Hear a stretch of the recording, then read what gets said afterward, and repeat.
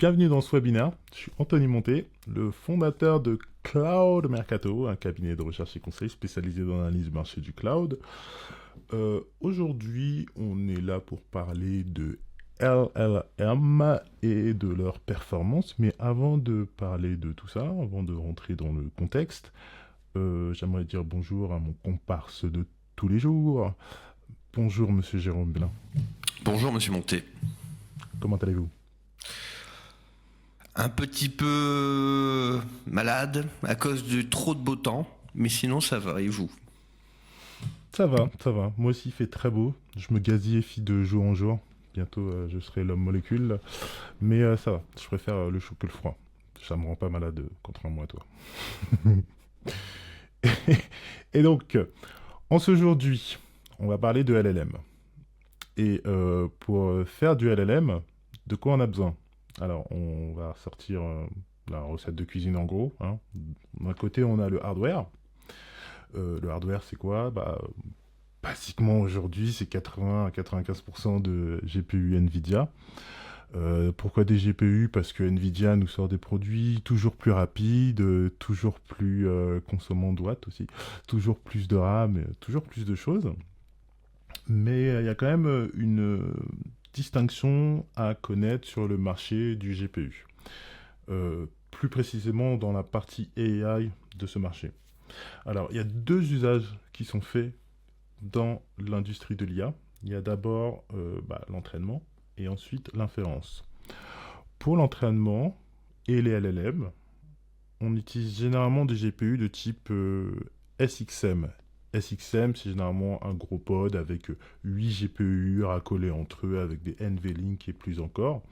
Et ça nous permet d'avoir une addition de plusieurs GPU. Disons, j'achète un pod SXM H100, une H100, normalement c'est 80 Go. S'il y a 8 fois 80 Go, 8 fois 8, oula, je perds mes tables de multiplication, 64. Donc on aura 640 Go. 640 Go, donc pour nous faire un entraînement, vous vous doutez que c'est pas à la portée de tout le monde, mais pour faire tout le monde n'a pas l'entraînement de LLM à sa portée. Donc on a ce côté-là de l'IA avec l'entraînement, avec des besoins très forts, avec beaucoup de RAM. Et de l'autre côté, on a aussi l'inférence, c'est-à-dire l'utilisation de ces modèles qui ont été entraînés. Et pour ça, on peut utiliser un petit peu de tout. Quand je dis un petit peu de tout, c'est-à-dire qu'on peut utiliser ces mêmes GPU SXM, mais on peut utiliser des GPU à l'unité en SXM ou en PCI Express aussi. On peut utiliser des CPU, on peut utiliser des GPU, des TPU, des NPU, des Huawei NPU, des Apple NPU, des QPU chez Grok et plus encore. Donc il y a beaucoup de solutions pour faire de l'inférence. Beaucoup moins, in fine, pour faire du training. Mais moi qui suis dev, par exemple, en fait, j'ai pas envie de faire de training, j'ai juste envie d'utiliser un modèle et de pouvoir profiter de l'entraînement qui a déjà été fait. Donc en fait, dans ce que je vais viser, moi, par exemple, qui ont envie de faire l'usage de ces modèles-là, je vais pas aller chercher du SXM, je vais pas aller chercher des gros bundles à 8 GPU. Je vais me focus sur qu'est-ce qui me permet de lancer mon IA. Dans le cloud, il y a beaucoup plus de GPU, donc je vais choisir des machines uni-GPU généralement. Ça dépend si j'ai envie de scaler ou pas, mais je vais choisir des machines uni-GPU. Et à la maison, moi j'ai installé mes IA, j'en ai une sur mon MacBook quand j'en ai besoin, et j'en ai une à dispo sur un Mac mini qui est prête à l'emploi. Donc pour mon inférence, j'ai réussi à faire entrer ça sur du ARM plus du GPU, NPU Apple, alors que sur le cloud, c'est relativement compliqué de faire du Apple. Donc même votre Android, peut-être demain l'iPhone avec ce qu'Apple propose pourra faire tourner beaucoup de modèles en local, mais c'est vraiment deux choses différentes de penser en termes de training et en termes d'inférence. Voilà pour ce qui est du hardware. Maintenant, dans la recette de cuisine, la deuxième partie pour faire un LLM, c'est l'inférence. L'inférence, excusez-moi, le software. Et Le software, basiquement, tout le monde le sait, côté SaaS, on a OpenAI, leader de marché, en train de créer une énorme bulle qui, ça se trouve, va éclater dans les prochaines années. Mais bon, il propose ChatGPT et consorts, donc c'est magique, c'est bien, j'adore, c'est beau.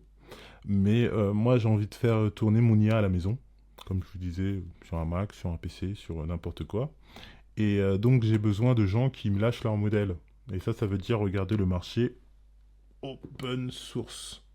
Je mets des guillemets parce que open source, ça veut dire plein de choses. Et même avec les IA, on a des nouvelles licences qui se créent, etc. Donc, c'est pas si simple. Mais ce que je sais, c'est que je peux l'utiliser gratuitement à la maison. Et potentiellement, dans une certaine limite, je peux aussi l'utiliser pour mon entreprise.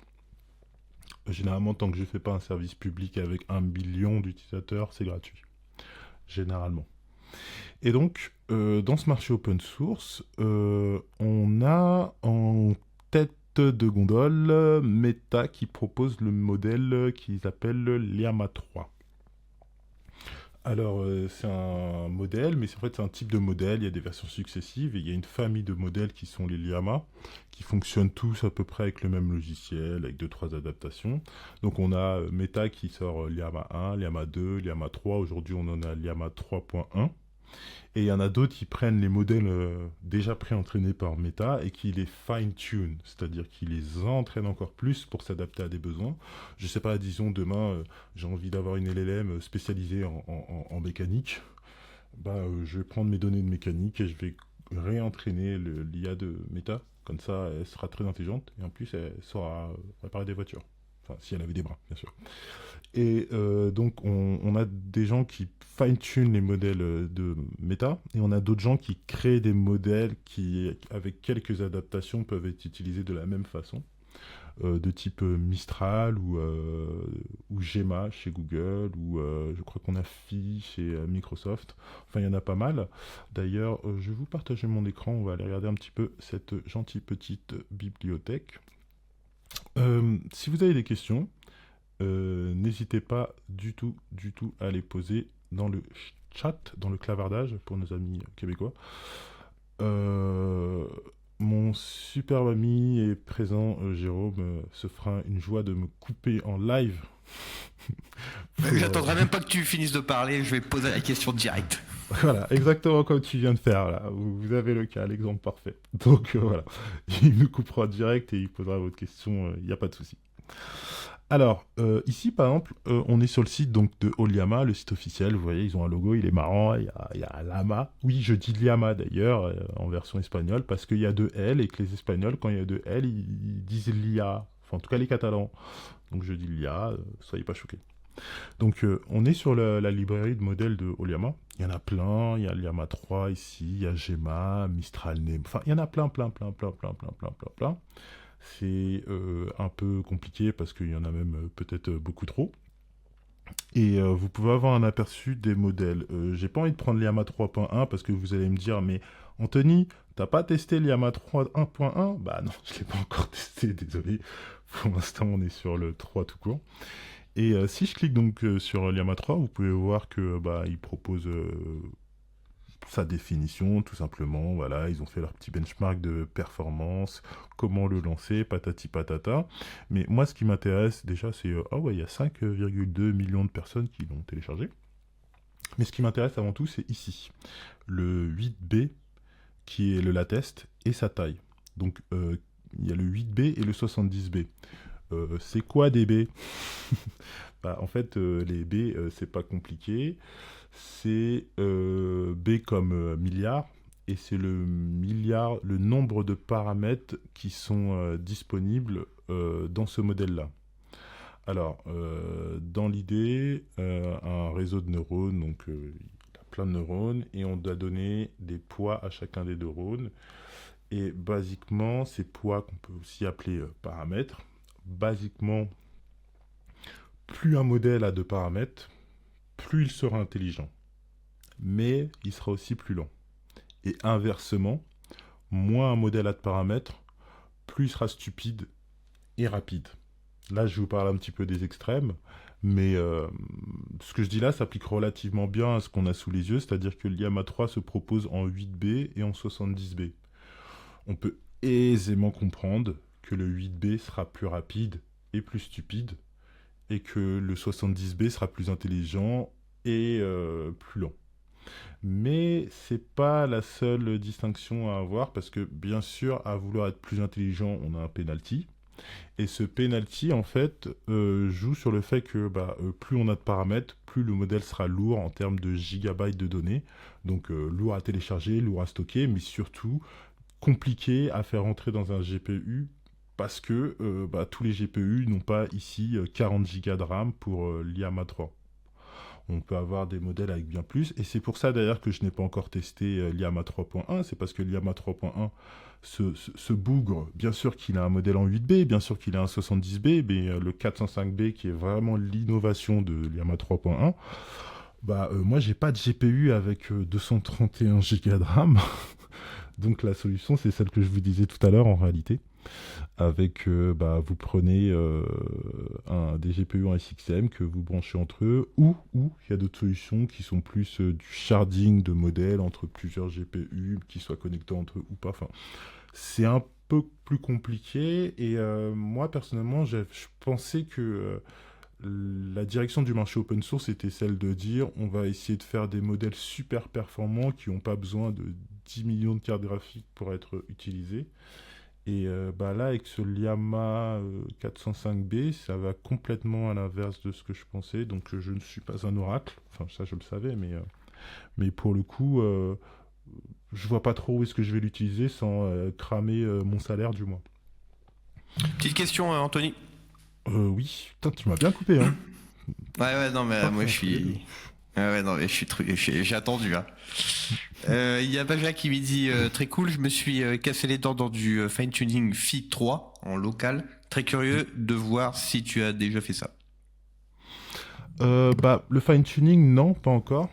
Parce que pour l'instant, j'exploite les choses telles qu'elles me sont données. Le fine-tuning est relativement cher quand même comme technique. Il me semble que l'avantage de Phi, c'est qu'il est très petit, justement, et qu'il n'a pas besoin d'être d'un déploiement de aussi gros trucs que les autres. Mais j'ai pas encore fait de fine-tuning. Et en fait, je vais montrer un peu les perfs que j'ai fait tout à l'heure, et après, j'expliquerai aussi la roadmap que j'ai sur tout ça. Et là-dedans, bien sûr qu'il y a du fine-tuning. C'est juste qu'en fait, il faut que je regarde un petit peu comment tout se fait. Est-ce que moi, en tant que Cloud Mercato, c'est faisable de manière pérenne sans que mon budget d'entreprise passe dans l'entraînement d'IA que je n'utiliserai pas. Enfin, on verra ça plus tard. Donc, comme je vous disais, il y a des modèles qui utilisent beaucoup de RAM, d'autres beaucoup moins. Donc, si on reprend la règle que je vous disais tout à l'heure, petit modèle rapide mais stupide, gros modèle très intelligent mais plus lent. Du coup, si on veut un gros modèle, il faut qu'on sorte le gros GPU très rapide avec plein de RAM, et ça va coûter super cher et patati et patata. Et surtout, on n'aura qu'un modèle. Là, si je prends le Llama 405B, je le fais tourner sur deux GPU en même temps, par exemple. Je n'en aurai qu'un seul qui tournera. Donc, la question de la scalabilité, en plus, quand je commence à avoir 5 utilisateurs, 10, 20, 50, 100, c'est plus la même histoire. Donc, le choix, il doit être fait de manière très judicieuse, non seulement pour pas consommer trop en single node, mais aussi pour pouvoir scaler, en fait. Et quand il y a tout ça, tu te dis, ok, il y a plein de modèles, lequel choisir, pourquoi faire, et c'est pour ça que j'ai lancé un benchmark. En réalité, le benchmark que j'ai lancé, c'est pas une science ultra haute, je ne suis pas une élite intellectuelle, mais il s'agit simplement de mettre sur un banc d'essai les modèles et de se poser la question qui c'est qui a les bonnes perfs et qui correspond à mon usage, et de retransmettre ça au grand public. Parce que de nos jours, en réalité, avec ce que vous avez sous les yeux, il n'a jamais été aussi simple de faire tourner un modèle d'IA. Je crois que je dois en avoir un qui tourne par là. Si je fais ça, voilà, si je fais ça par exemple, hop là, il va me lancer, non, c'est pas lui, c'est plutôt lui, il va me lancer le serveur. Comme vous pouvez le voir, voilà, c'est sur mon Mac mini, il va me lancer ça, 21 Go de RAM. Lui de son côté, il est en train de chercher, voilà, si il m'a mis un petit prompt, on va zoomer, il m'a mis un petit prompt, si je lui dis Hello World, Bah voilà, en une demi-seconde, il m'a donné une réponse. Donc vraiment, là, je suis à la maison, il n'y a rien de payant, il n'y a pas d'OpenAI, il n'y a pas d'Elon Musk, il n'y a pas de Zuckerberg. Enfin, si, il y a un Zuckerberg, puisque j'utilise Meta au final. J'utilise Oliama plutôt. Mais voilà, il n'a jamais été aussi simple de faire tourner une IA à la maison en entreprise et de s'affranchir de ChatGPT. Peut-être pas au même niveau de performance, mais c'est largement faisable. Et donc, comme je disais, un benchmark s'impose et je l'ai fait, il est là pour vous. Il y a une petite précision, Anthony, recoupage Ouais. de salut. Et d'ailleurs, je te salue, salut, parce que c'est son pseudo. Petite précision, le Phi 3 est un mini modèle, double mini. Tu dois pouvoir le faire run sur ta machine sans ruiner ta boîte. Et voilà, il a donné le lien. Ok, cool, très cool. Oui, en fait, ça va vraiment dans la philosophie que j'avais en tête, comme quoi, oui, pour la maison, faut pas, ça sert à rien de partir sur des énormes modèles parce que les gens n'ont pas forcément envie d'acheter des GPU. Mais quand même, il y a un petit bémol que j'aimerais mettre au niveau du GPU, un petit bémol que les cloud providers ne vous diront pas forcément, pas parce qu'ils n'ont pas le droit, enfin c'est une zone grise, c'est un peu plus compliqué que ça. Mais si j'achète des GPU en SXM, je parle d'acheter vraiment le GPU, hein, pas de louer ça chez un cloud provider. Un GPU en SXM, donc on a un bundle avec 8, disons, 8 H100, ça va coûter très très cher. Un H100 tout seul, il me semble que c'est 20 000 euros à peu près, c'est dans ces eaux-là, donc x 8. Si je l'achète en PCI Express, donc je viens de le dire, autour de ces 20 000 euros. Maintenant, si j'ai pas besoin d'avoir 80 Go de RAM pour faire tourner mon modèle, puisqu'un H100 a 80 Go de RAM, je vais à Carouf, j'achète une Nvidia, je sais pas quoi, c'est quoi le numéro, GTX ou RTX, je sais pas quoi. Celle-ci va avoir 24 Go de RAM. 24 Go de RAM, il y a pas mal de modèles qui rentrent dedans déjà et en réalité. Et elle va me coûter 500 euros. Donc voilà, 500 euros, PCI Express, boum, ça tourne. Et vous pouvez faire tourner votre modèle à la maison rapidement avec les mêmes technos qu'un data center.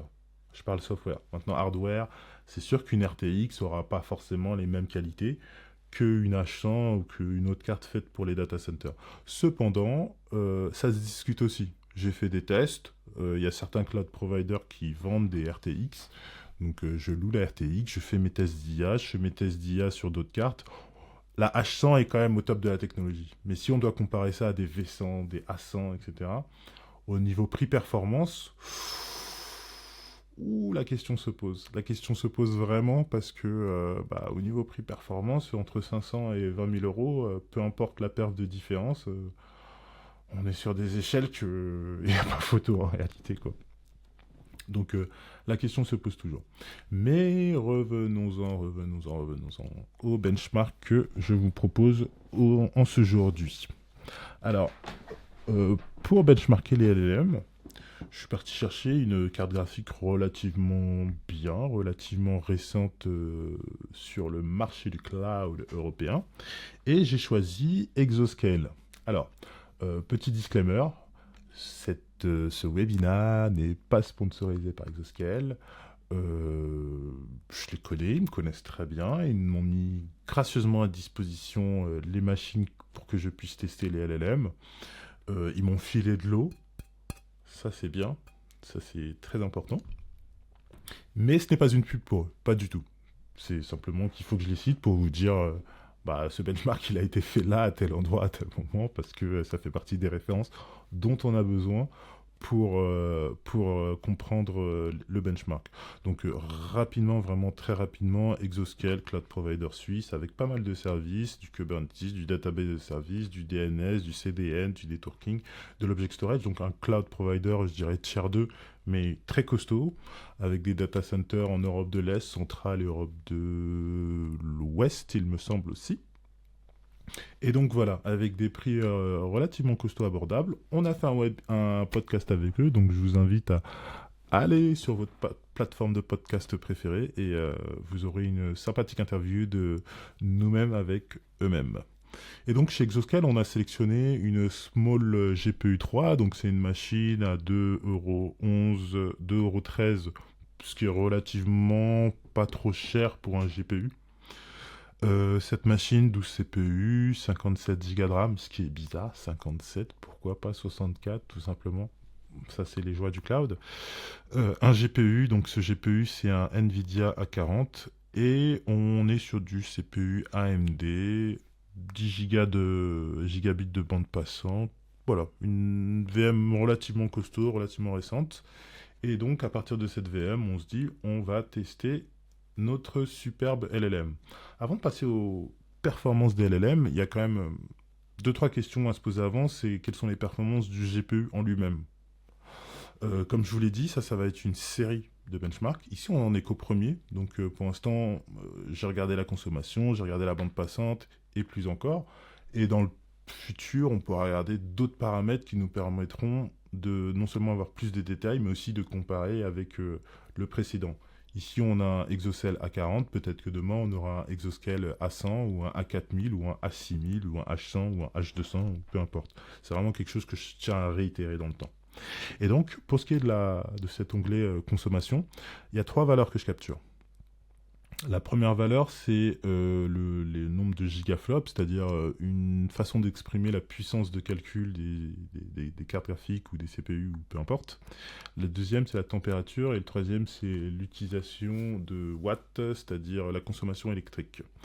Alors, c'est très important. Pour moi, les trois sont relativement importants.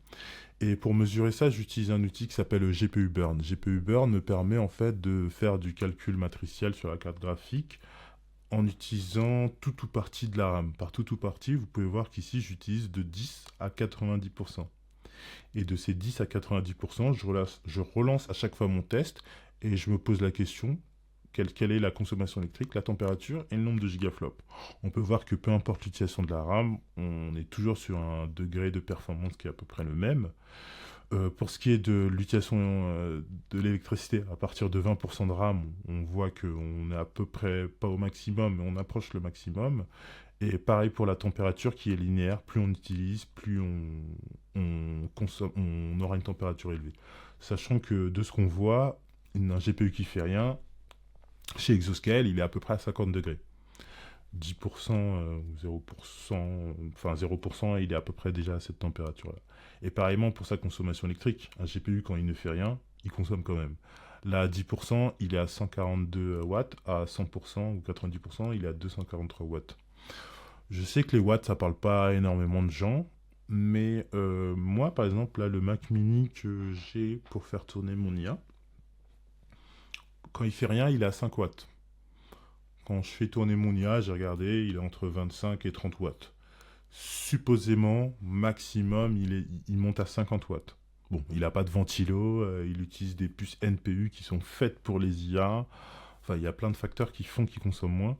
Mais tout ça pour dire qu'un GPU, ça consomme beaucoup. C'est très puissant, c'est très fort. Nvidia sort des super produits. Mais ça consomme un max, un GPU. Et là, les 250 watts, on est gentil. Je sais que des H100, des H200, ça consomme vraiment beaucoup, beaucoup, beaucoup. Le deuxième relevé de performance, avant qu'on parle des performances des LLM, c'est la bande passante. L'idée de la bande passante, c'est quoi? C'est que pour utiliser le GPU, il faut un CPU. Quoi qu'il arrive, c'est le CPU qui gère la machine. Donc lui, il doit prendre ce qui est demandé. Par exemple, il peut prendre les demandes d'utilisateurs ou il peut prendre les modèles et leur poids et les charger dans le GPU, demander au GPU de lancer les calculs. Mais quelque part, il faut que ça transite par le CPU, il faut que ça transite par sa RAM pour aller sur le GPU. Et donc la question que je me pose ici, c'est quelle est la bande passante entre le CPU et le GPU? Il y a un outil qui est fait par Nvidia, il me semble, qui s'appelle donc NVBandWidth. Et celui-ci me permet de dire, OK, pour faire de device à host, device étant le GPU, host étant, entre guillemets, le CPU, donc mesurer de device à host et de host à device. Basiquement, vraiment basiquement, pour faire cet onglet, encore une fois, rapidement, On a du 14 Go pour aller du device à host et du 24 Go pour aller de host à device. On est en gigabytes seconde. Ça peut paraître énorme, mais en fait c'est de la RAM et la RAM c'est très rapide. C'est pour ça que c'est très cher d'ailleurs. Petite parenthèse, à peu près tous les benchmarks qu'on fait chez Cloud Mercato ont le même squelette, c'est-à-dire que là je vous propose un graphique qui permet de comprendre rapidement, visuellement les choses, mais si vous allez ici dans Pivot Table, la traduction française de tableau croisé dynamique, donc, vous avez les chiffres, les réels chiffres que moi j'ai récoltés, et vous pouvez vous amuser à télécharger ce tableau-là et faire votre tambouille avec si vous le voulez. Les données qui sont publiques sur ma plateforme sont sous licence Creative Commons, c'est-à-dire que vous pouvez les réutiliser pour votre business, tout ce que vous voulez faire avec. Vous devez seulement dire que ça vient de Cloud Mercato, et c'est pas que j'ai envie de protéger à tout prix mes droits d'auteur. C'est simplement qu'il y a des chiffres, et pour les justifier, c'est toujours mieux de dire que ça vient de chez le voisin. En l'occurrence, Cloud Mercato. Parce que moi, en tant que benchmarker, j'assume les chiffres que je récolte, et je donnerai toujours une réponse aux gens qui viendront me dire pourquoi, comment et qu'est-ce que tu as fait. Et je vous demande un tout petit instant. J'ai mon super canidé qui s'amuse à ouvrir les portes, aller, venir, partir. Il se croit chez lui alors que c'est moi qui paye le loyer. C'est fou ça.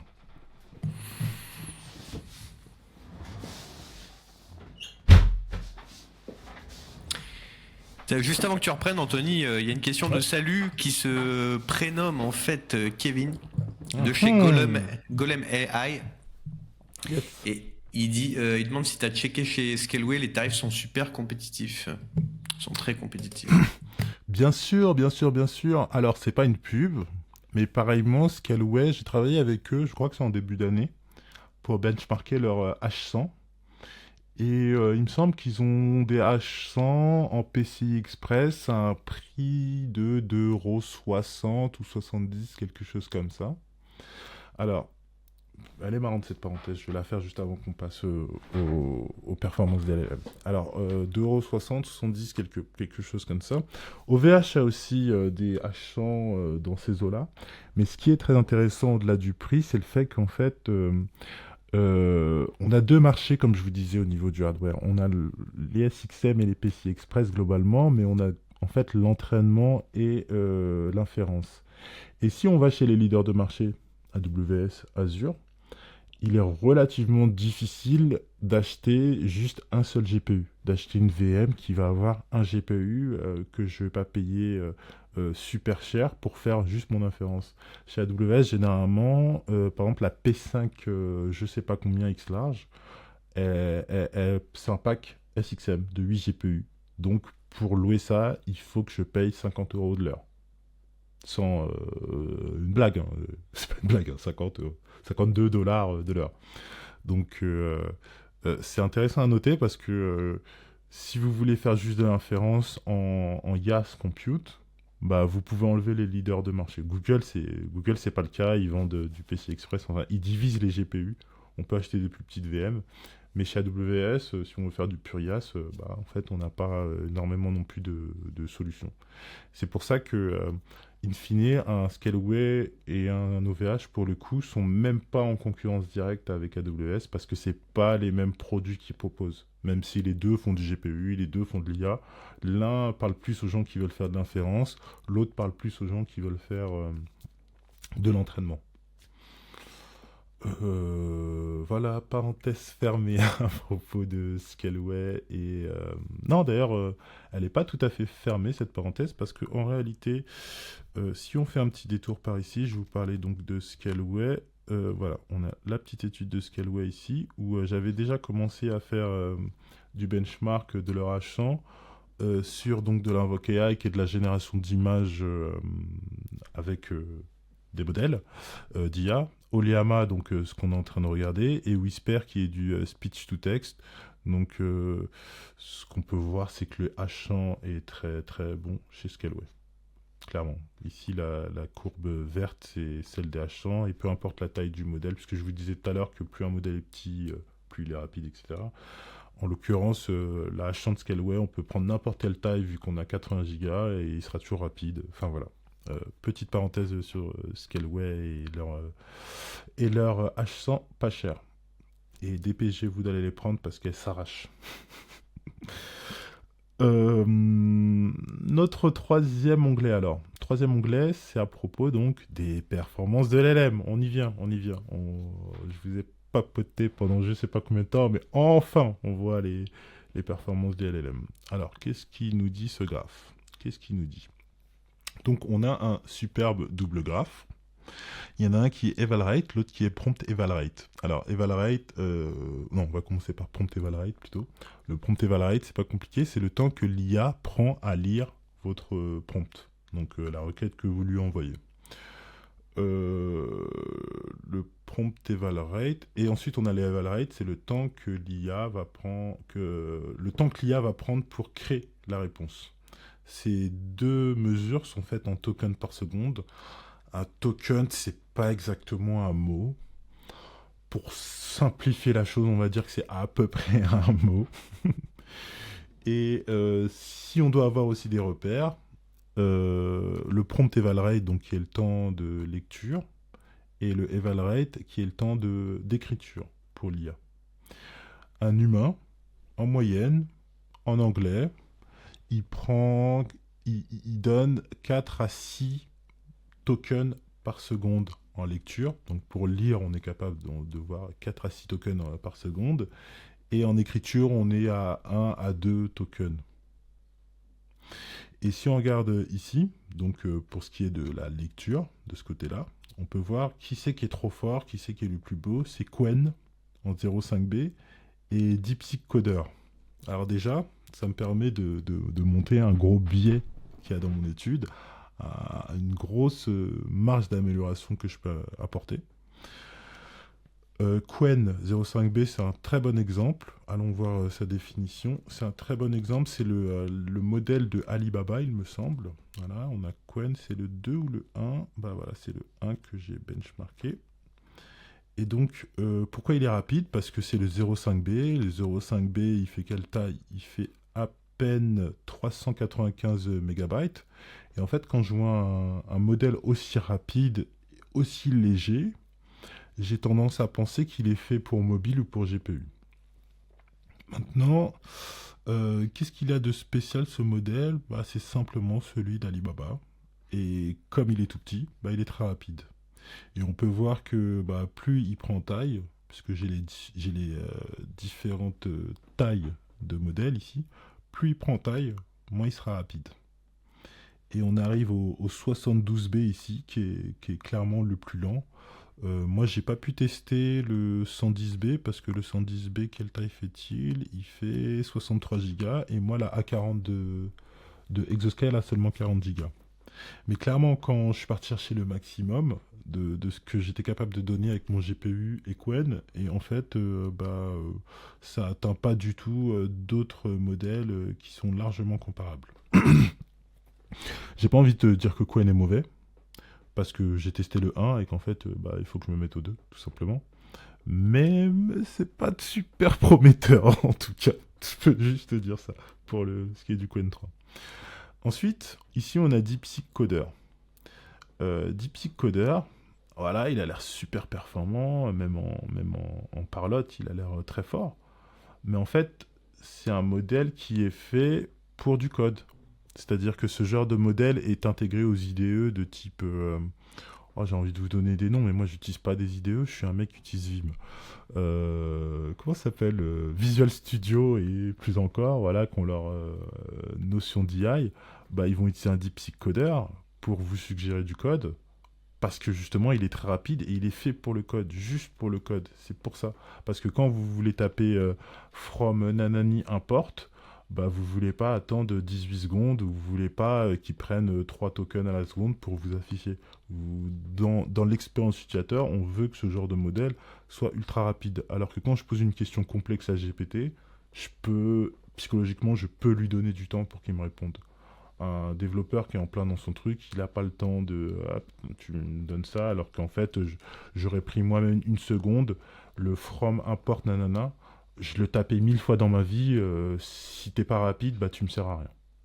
Donc c'est pour ça que ce genre de modèle a été fait pour être rapide, a été fait pour être utilisé partout, parce qu'il est spécialisé dans le code. Et encore, si je prends sa version un peu plus compliquée, juste en dessous, bah, le 33B, bah, il est plus si rapide que ça. Euh, Petite parenthèse, Anthony, Ouais, un point ouais. ultra important, il y a Benjamin qui dit qu'il est sur Emacs et qui s'en va. Voilà, comme Richard Stallman pour faire du code. Ah, bah, sur Emacs, je suis sûr que vous avez des trucs à dire, hein, vu que c'est un système d'exploitation en soi. Il y a de fortes chances que tout ça soit déjà disponible dedans. Attends, je pense qu'on va avoir la réponse rapidement. Oliama Emacs. Attends. Eliama for Interactive with Large Model, patati patata, voilà. Donc je pense qu'il y a un package installer dans Emacs aussi pour installer des trucs comme ça. Je ne sais pas. Donc oui, sur Emacs, sans aucun doute, il y a tout ça. Sur Vim, il doit y avoir la même chose avec des bugs. Mais sur Emacs, ça doit marcher. Donc voilà, on a vu qu'il y a un modèle qui est très rapide, mais en fait, celui-là, il est vraiment stupide, hein, le 0.5B. Pour vous donner un exemple de stupidissimeste, de choses vraiment dans le panier de la stupidité. Moi, je pose une question. Me dites pas qu'elle est stupide, ma question, elle est super. La question que j'ai posée pour avoir les performances ici, c'est fais-moi un paragraphe de 1000 mots me disant à quel point je suis beau. Je peux te le faire en 100 000, tout seul. Ah, mais en combien de tokens par seconde? C'est ça la question. Et en plus, moi, j'en veux un toutes les 5 minutes. Tu vois, je veux que tu me dis ça toutes les 5 minutes avec des nouveaux mots, des nouveaux trucs, etc. Donc, tu relèves le défi, Jérôme? Je m'abstiens pour le moment. Normalement, la manière dont je t'illumine, tu devrais t'inspirer. Mais bon, laissons, passons, c'est pas grave. Ici, on a le Quen donc, qui est stupide. Pourquoi je vous dis qu'il est stupide? C'est parce qu'en fait, des fois, je lui pose des questions. Enfin, j'ai vu passer dans mes logs de test. Je lui pose donc la question, une question qui est quand même relativement artistique. Voilà, faire un paragraphe de 1000 mots, ça pourrait être un poème, ça pourrait être ce que vous voulez, mais c'est pas du calcul, c'est pas tellement rationnel. Il a même pas de photo de moi, faut qu'il écrive. Enfin, bref. Bah, Quen pouvait me répondre ma question en boucle. C'est-à-dire qu'il me faisait un paragraphe de 1000 mots avec 1000 word paragraphe et il me l'écrivait en 1000 fois comme ça, enfin 1000 mots. Et à chaque fois que je lui posais une question, bah, il me répondait ça. Donc d'une stupidité incroyable, mais c'est pas grave, c'est pas de sa faute, c'est un petit modèle. Et DeepSeek Coder, si je lui posais la même question, bah il sert à rien, il est pas là pour ça. Limite, s'il me répond bah non, t'es moche, il a raison, parce que il est fait pour du code, enfin, pour des poèmes. Donc, ici, le plus gros biais qu'on peut avoir en regardant mon graphique, c'est de se dire que, bah, DeepQueen, ça a l'air d'être le meilleur, ou DeepSeek a l'air d'être super bon. Bah non, c'est un gros biais parce qu'ils sont spécifiques, ils sont faits pour des choses, ou ils sont stupides, parce qu'ils sont peut-être juste faits pour suggérer le prochain mot et pas une phrase, et pas trouver des idées et une phrase. Le Quen 05B, pour moi, c'est la suggestion que vous avez sur votre téléphone, hein. Enfin, si Alibaba sort un téléphone demain, il met Quen 05 pour faire la suggestion de mots sur votre clavier. Donc, on enlève ces deux-là parce que c'est du biais. Et ensuite, on se pose d'autres questions plus générales. On a du Llama 3, on a du Llama 2 Unsorcered, on a du Llama 2 tout court, on a du Java, on a du Mistral et du Mixtral. Alors, qu'est-ce qu'on peut voir? Gemma 2B, oui, est très bon. Quen, toujours. Phi est très bon. C'est intéressant. J'aimerais bien savoir quelle taille a Phi. Il me semble que c'est... Ah, j'ai pris que le Phi 3. Oh, ok, Phi 3. Et il est en 3B et en 14B. Et moi, j'ai testé que le 3B, on dirait. Ah ben, c'est bien dommage. C'est bien dommage parce que là, pour l'instant, il est performant. J'aurais bien aimé voir que donne 14. Il sera forcément moins performant au niveau rapidité. Mais Phi, il me semble qu'il est généralistique et très petit. Et fait par Microsoft. Donc ça peut être très intéressant. Quoi qu'il arrive, l'étalon du marché, même si c'est pas forcément le performant, mais c'est celui qui est généralistique, pour l'instant c'est l'IAMA 3. L'IAMA 3, on est à 80 tokens par seconde en écriture, et en lecture, on est à 202 tokens par seconde. Ce qui est très bien sur un Nvidia 40, ce qui est pas trop cher. Je vous laisse à peu près imaginer ce qu'on peut faire avec 80. Ensuite, si on passe au 70B, bah, oula, là ça chute. Ça chute, mais en fait, 12 tokens par seconde, c'est peu. Mais si on prend un GPU récent, peut-être qu'on peut atteindre beaucoup mieux que ça. Comme on a vu tout à l'heure avec l'étude sur Scaleway, le H100, en plus d'avoir beaucoup de RAM, il a aussi surtout une meilleure puissance de calcul. Donc un Llama 3 70B sera bien plus que 12 tokens par seconde. 12 tokens, je trouve ça relativement peu. On a Gemma qui est censé être comparable, mais moi je les trouve au niveau qualité, je les trouve pas comparables. Et le fait de citer la qualité, ça me permet justement de rebondir sur quelles sont les évolutions que je donne à ces IA. À mon benchmark. Déjà, la chose à savoir, c'est que j'ai commencé un petit package qui s'appelle Oliama Benchmark. Il y a plein de gens qui l'ont déjà fait en réalité, mais moi, comme je suis Anthony, je me suis dit, je vais moi aussi le faire. Et j'ai pas encore mis de readme, je suis un petit peu idiot. Mais en gros, l'idée de Oliama Benchmark, c'est de lancer les tests que vous voyez là, avec des questions standards qui n'ont pas été standardisées par moi, mais par des consortiums qui comprennent des chercheurs, des universités, etc. Donc des dialogues vraiment standardisés, pas la super question que vous avez juste au-dessus. Et donc qui permet non seulement de créer les relevés de performance qu'on a là, mais plus encore. Et par plus encore, j'entends quoi? J'entends que ici, je compare par exemple un Llama 2 et un Llama 3 et je suis capable de dire oh, mais Llama 2 est plus performant que Llama 3 en termes de rapidité en fait. Mais il y a plein de gens, ils vont enlever le dernier mot et ils vont dire Llama 2 est plus rapide que Llama, enfin, est plus performant que Llama 3. Et en fait, pour tester la qualité d'un modèle, bah, faut que je lance ce genre de choses ici qui est souvent lancé à la main, les MMLU, les LASWAG, etc. C'est des tests qui sont faits souvent par soit du crowd sourcing, soit par des universités. Enfin, c'est des choses qui sont faites à la main. Et il y a une technologie qui a été créée qui s'appelle le LLM as Judge, qui permet d'utiliser des LLM intelligents pour juger de la qualité des réponses qui sont données par d'autres LLM. Donc, de mon avis à moi, Llama 3 est assez intelligent pour faire ce taf.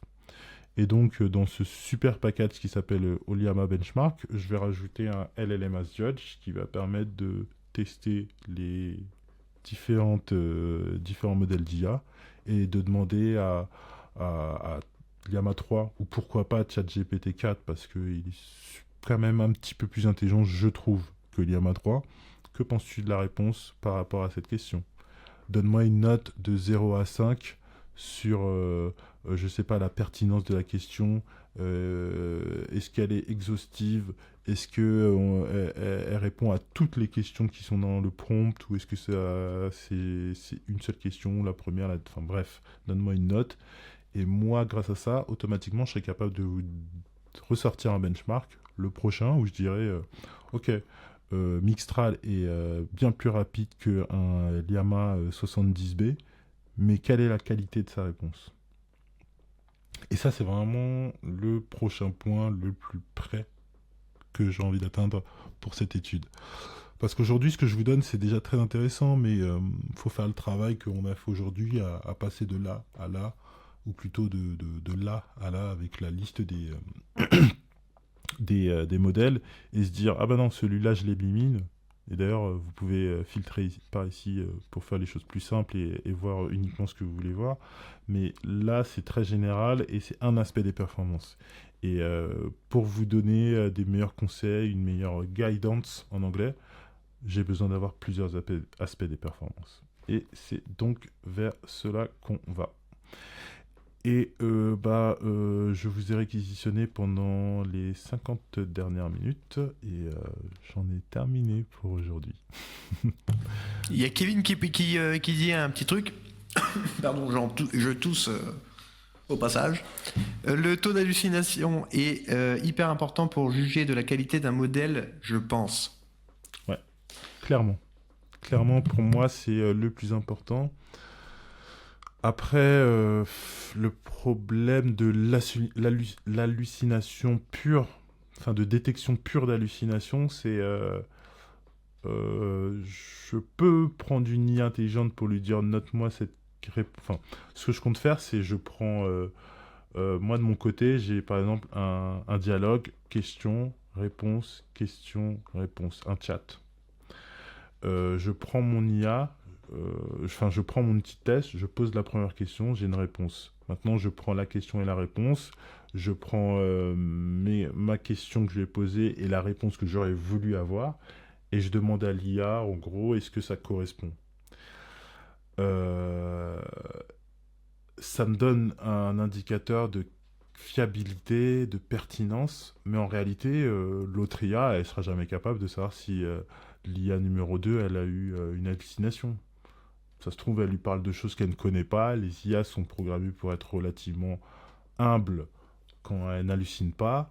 Donc je pense pas qu'elle va dire de l'autre IA, mais elle dit n'importe quoi, c'est pas vrai. Elle va juste dire peut-être qu'elle a raison. Tu vois.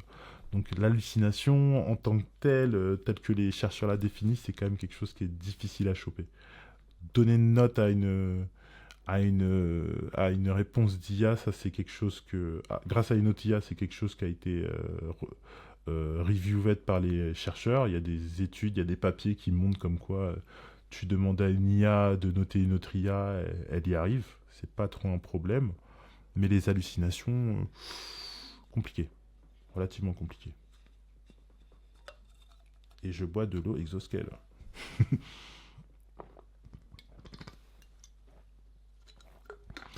Est-ce que tu as d'autres questions, mon bon Jérôme ? Pour moi, c'est tout bon, hein. C'était clair, hein. C'était excellent, Anthony. Je te mets un 20 sur 20.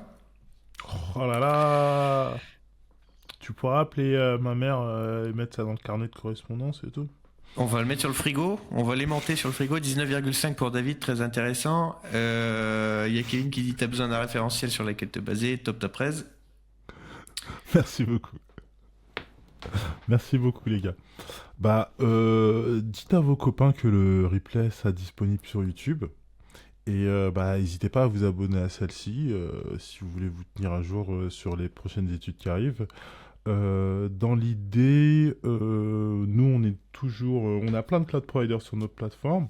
Si un cloud provider entend ou voit cette étude-là, sachez qu'on est chaud pour être sponsorisé au niveau hardware. Donc si vous voulez qu'on teste votre hardware pour cette étude-là, il ne s'agit pas d'un contrat commercial, il s'agit simplement d'avoir du hardware pour nous et de mettre votre nom sur l'étude que la communauté AI va se délecter en voyant votre logo.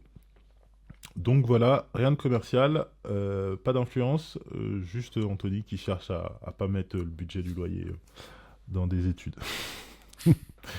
Et il me reste plus qu'à vous souhaiter une bonne journée, une bonne après-midi dans ce cas-là.